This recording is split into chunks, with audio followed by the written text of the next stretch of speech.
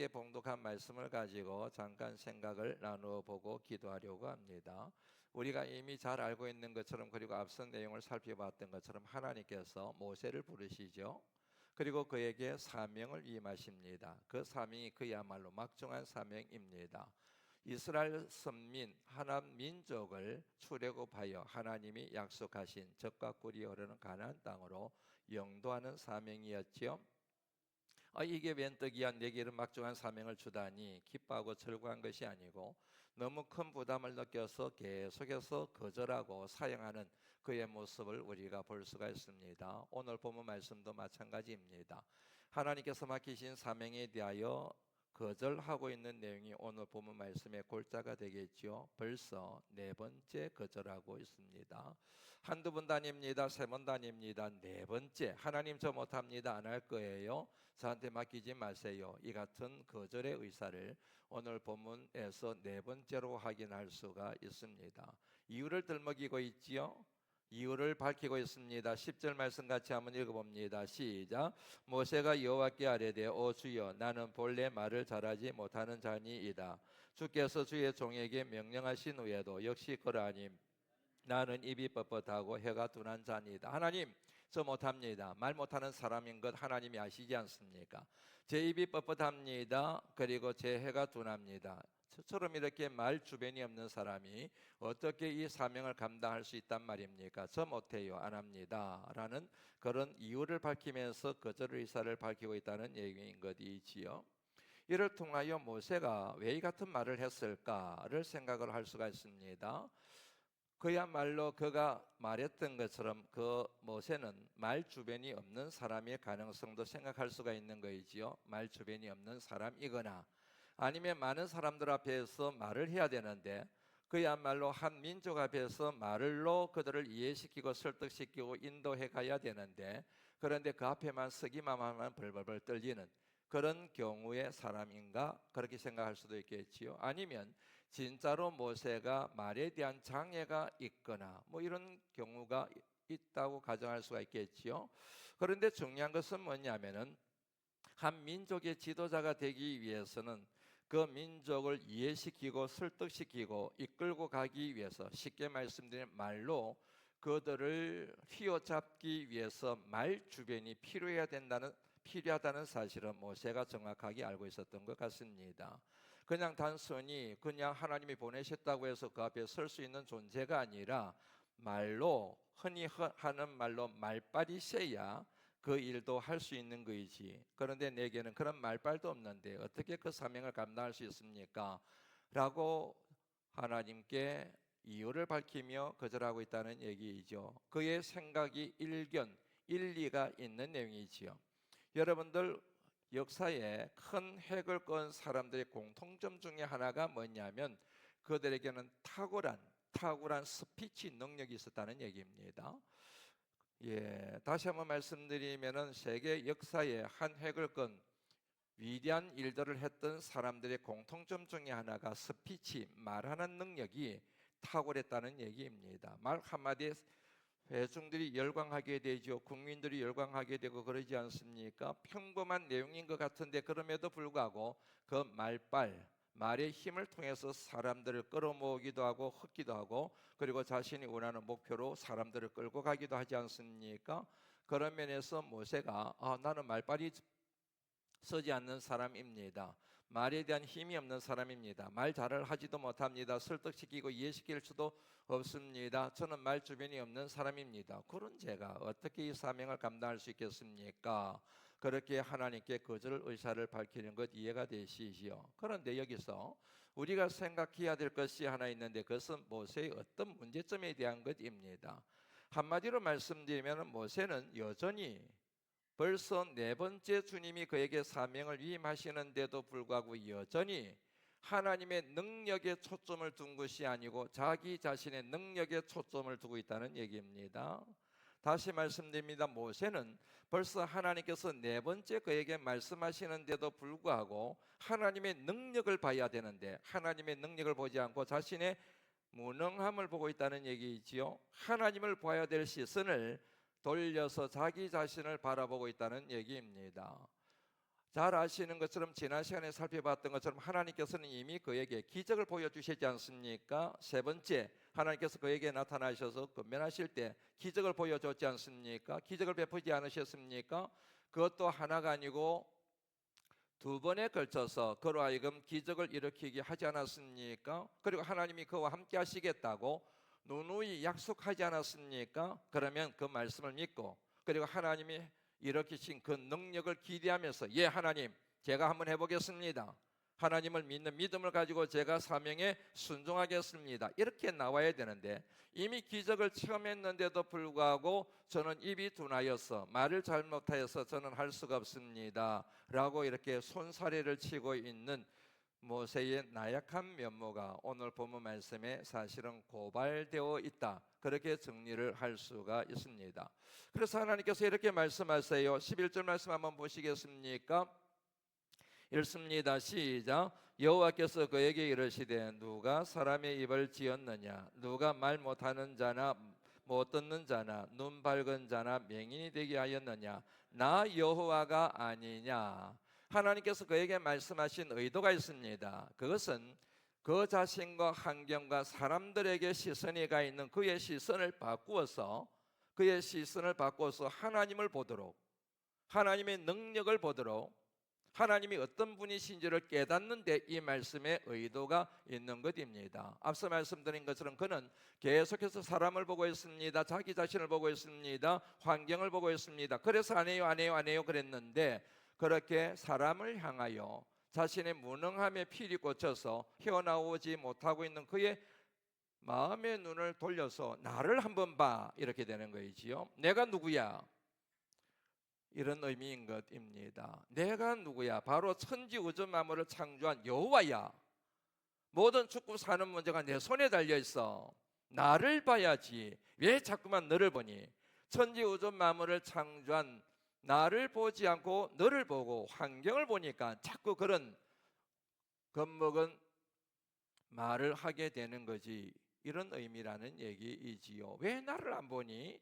왜 자꾸만 환경을 보니? 왜 이 사람을 보니? 그리고 너 자신을 보니? 제발 시선을 돌려 나한테로 봐. 이렇게 하나님이 권면하고 계시는 내용이지요.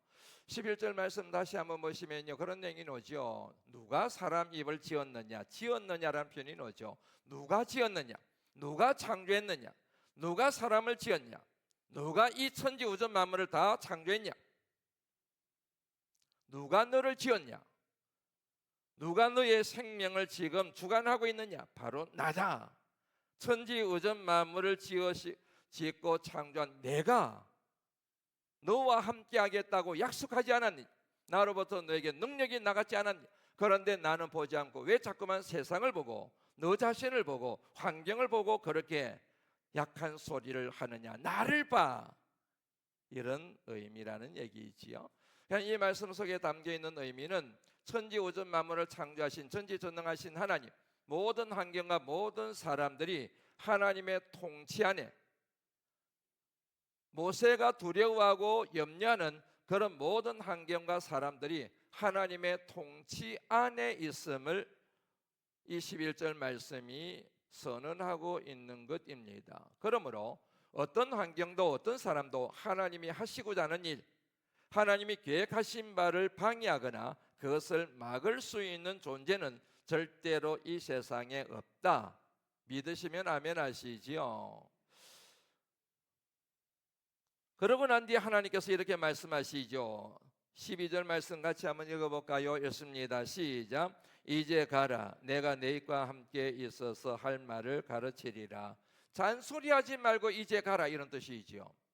모세가 아무리 이유를 들먹이며 그리고 부정적으로 생각하고 핑계와 변명을 대고 가지 않겠다고 얘기를 해도 그래 그러면 하지 마. 그게 아니란 얘기이지요. 하나님은 모세를 결국 그를 사용하기로 결심하시고 작정하셨다는 얘기이지 않습니까? 그러므로 모세는 더 이상 핑계대지 않고 반드시 순종해야 되는 것이지요. 그럼에도 불구하고 또 다음 주 수요일에 말씀 나누겠지만 또 다섯 번째 또 거절하는, 그리하여 그때는 하나님이 노하시는 내용이 그 다음 내용에 나오게 되는 것입니다. 다행이에요. 그래도 하나님께서 매를 때리지 않았어. 하나님 말씀에 보면 그런 내용들이 나오지 않습니까? 하나님이 이 사람을 사용하기로 결정하셨습니다. 그리고 부르시고 그리고 그에게 사명을 주셨습니다. 그런데 말을 듣지 않아요. 그럴 때 하나님께서 매를 대시는 경우가 흔하지 않습니까? 그런데 모세의 경우에는 매를 대지 않아요. 흔히 애들 하는 말로 그런 말 하지 않습니까? 그냥 할래 맞고 할래, 그냥 갈래 아니면 한 대 맞고 갈래. 그런 얘기 들어보셨죠?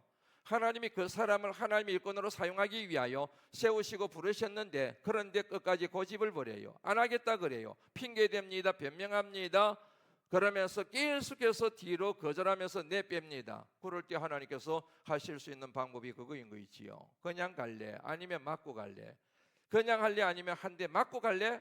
그렇게 하나님이 말씀하실 수 있다는 의미를, 이제 가라, 잔소리하지 말고 가라, 잔소리하지 말고 더 이상 핑계대지 말고 더 이상 변명하지 말고 가라면 가는 거야, 하라면 하는 거야. 웬 그렇게 말이 많아? 구구절절히 변명, 핑계거리가 왜 그렇게 많아? 오늘 이 말씀에 뜨끔하게 들릴 분들이 아마 계시지 않을까 여겨집니다. 좀 뭐 부탁하고 좀 섬기자 그러고 봉사하자 그러면 왜 이렇게 핑계들이 많고 변명들이 많은지. 그럴 때 하나님이 주시는 음성이 잔소리하지 말고 이제 해, 시간 없어, 그러는 것이지요. 그리고 하나님께서 약속하십니다. 내가 너와 함께 있어서 할 말을 가르치리라. 내가 너와 함께 할 거야. 그냥 함께 가만히 있는 것이 아니라 네가 무슨 말을 해야 될지 내가 너한테 다 일러줄 거야. 그러니까 걱정하지 말고 잔소리하지 말고 가, 그러는 것이지요. 재밌습니다. 여기서는 하나님께서 문제를 해결하지 않으세요. 말 못한다고? 그러면 내가 너한테 말 잘할 수 있는 능력을 줄게, 그러질 않으세요. 입이 둔하다고? 입이 그야말로 네 입에서 청산유수 같은 말이 나올 수 있도록 그렇게 내가 너에게 능력을 주마, 그러지 않으세요. 그냥 약속을 하십니다. 내가 너와 함께 할 거야. 동행에 대한 약속이지요. 그리고 가르침에 대한 약속입니다. 내가 너하고 함께 할 거야. 내가 너에게 할 말을 가르쳐 줄 거야. 약속입니다.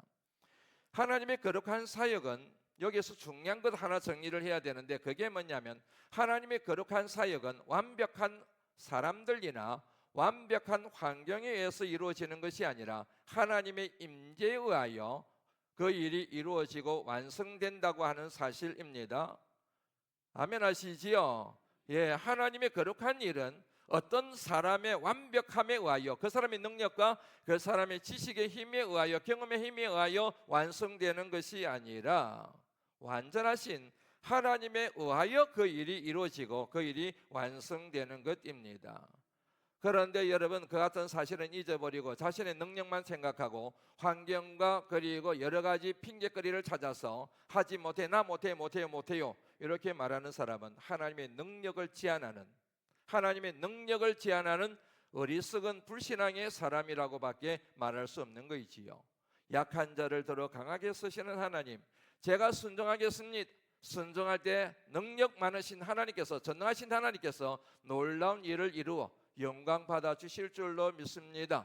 그렇게 고백하고 하나님 앞에 결단하는 것이 진정한 믿음의 사람인 것이지요. 그런 믿음의 성도들이 되시기를 주 이름으로 축원합니다.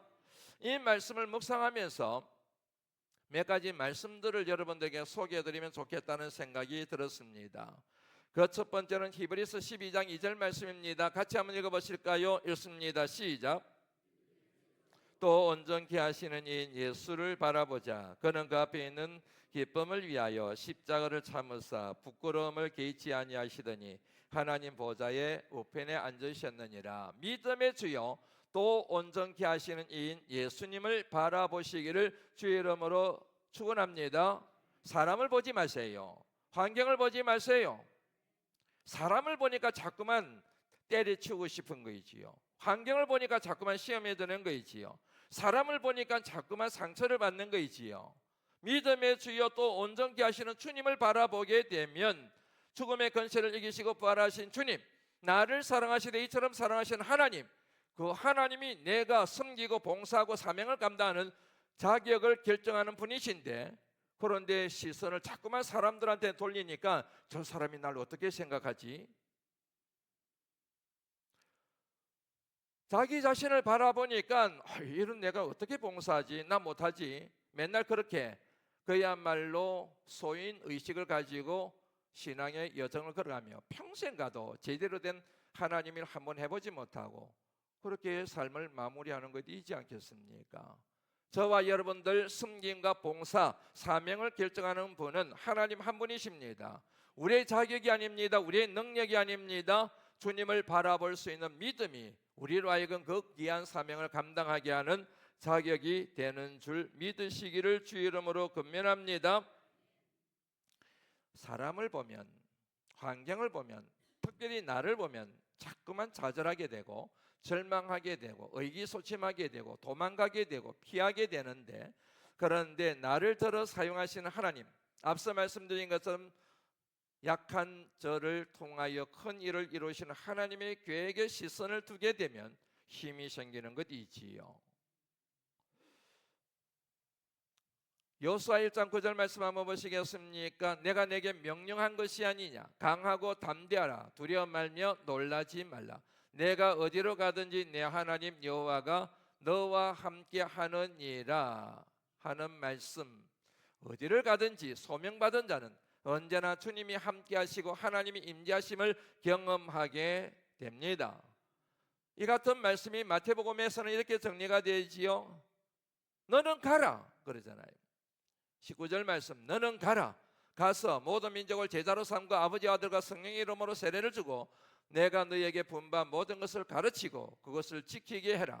볼지어다 세상 끝날까지 내가 너희와 항상 함께 있으리라. 함께 있으리라. 하나님의 임재에 대한 약속의 말씀이지 않습니까? 오직 성령이 너희에게 임하시면 너희가 권능을 받고 예루살렘과 온 유대와 사마리아와 땅끝까지 이르러 내 증인이 되리라. 성령의 임재, 성령의 인도하심, 성령의 역사하심, 성령의 함께하심에 대한 약속의 말씀이지 않습니까? 그렇죠. 모든 사역의 원리는, 모든 사역, 목회를 하든 교회 안에 어떤 사역을 하든 모든 사역의 원리는 하나님의 임재입니다.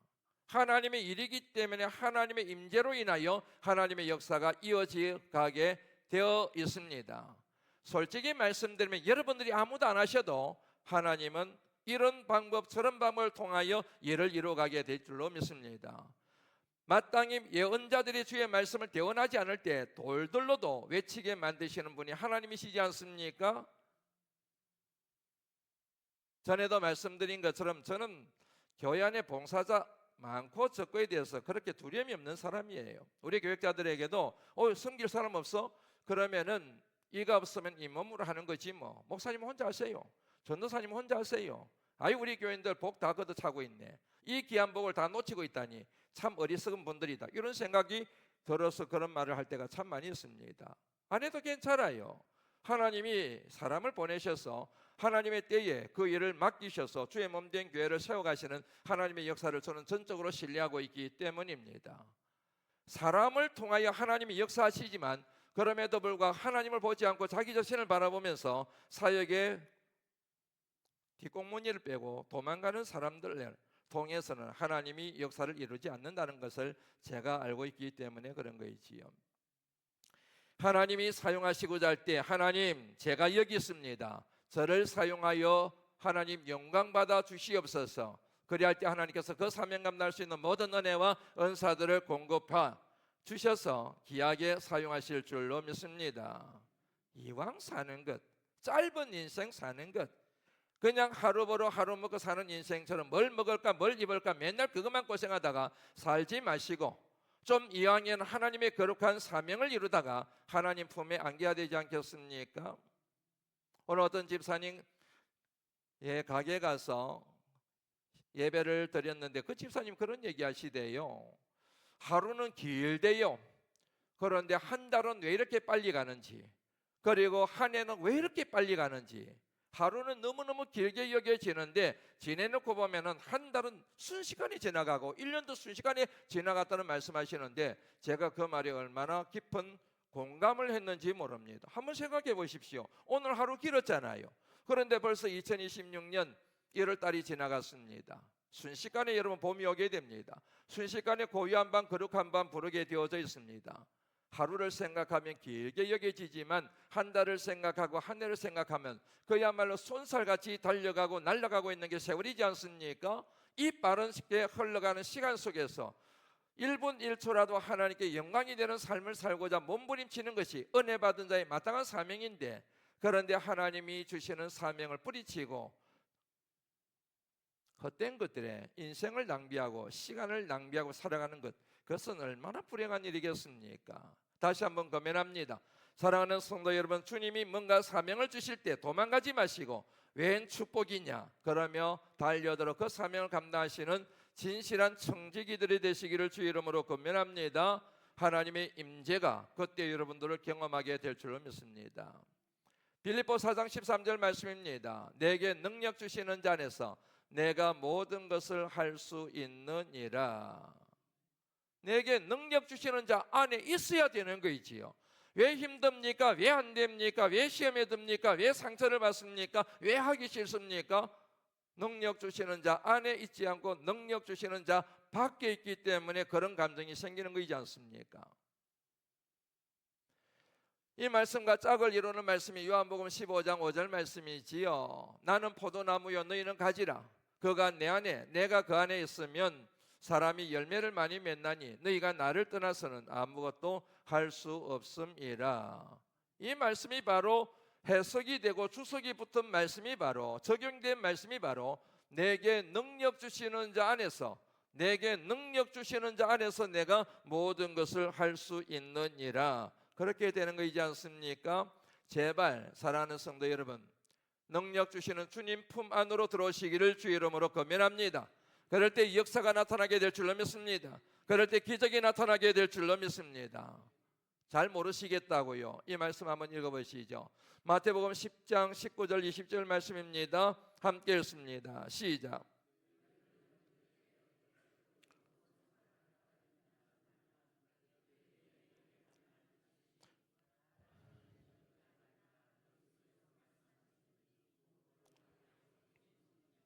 성령 하나님께서 지금 우리에게 말씀하고 계시는 줄로 믿습니다. 지금 어찌해야 될지 방황하고 갈등하고 있는 우리에게 하나님께서, 성령 하나님께서, 말씀의 진정한 성령 하나님께서 우리에게 지금 도전하고 계시는 거예요. 이 말씀에, 성령 하나님의 말씀에 순종하시게 되면 역사가 일어나게 될 줄로 믿습니다. 주님의 이 같은 말씀이 바로 또 연결이 되지요. 요한복음 14장 26절 말씀입니다. 읽습니다. 시작. 보혜사 곧 아버지께서 내 이름으로 보내실 성령 그가 너희에게 모든 것을 가르치고 내가 너희에게 말한 모든 것을 생각나게 하리라. 생각나시지요? 예, 어떻게 신앙생활을 해야 되는지 다 생각이 나시지요? 성령 하나님의 음성에 순종하시는 이 저녁이 되시기를 주의 이름으로 축원합니다. 함께 기도합니다. 하나님 감사합니다. 오늘 하루 동안 피곤하고 지쳐있지만 그럼에도 불구하고 하나님의 은혜, 하나님 말씀을 사모하며 하나님의 거룩하신 임재 안으로 들어가 하나님과 대화 나누는 영적 교제를 이루는 기도의 시간을 갖기 위하여 주님의 거룩한 전에 나오게 하심을 진심으로 감사를 드립니다. 하나님, 이 자리에 나온 하나님의 귀한 자녀들, 하나님의 은혜를 사모하며 나왔사오니 한 분 한 분 머리에 손을 얹으시고 안수하여 주옵소서. 성령의 기름을 부어 주옵소서. 성령 충만하기를 원합니다. 말씀의 진정한 저자이신 성령께서 우리에게 주시는 말씀을 마음에 새기기를 간절히 빌고 소망합니다.